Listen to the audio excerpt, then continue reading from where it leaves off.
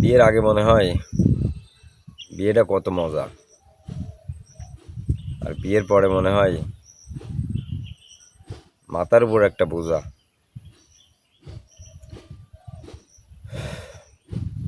বুঝছেন ভাই, বিয়ে করার আগে অনেকবার ভাববেন যে জেল খাটতে আপনি পারবেন না।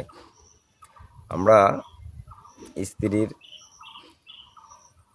স্বামী না, সংসারের আসামি, অর্থাৎ স্বামী নামের আসামি আমরা।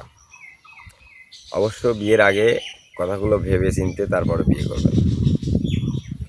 কোথায় যাবেন, কি করবেন, কি খাবেন, কিভাবে চলবেন, খেয়াল খুশি রাখবেন। কখনোই নিজের মন মতো চলতে পারবেন না, বেড়াতে পারবেন না, সবসময় জেরা করতেই থাকবে।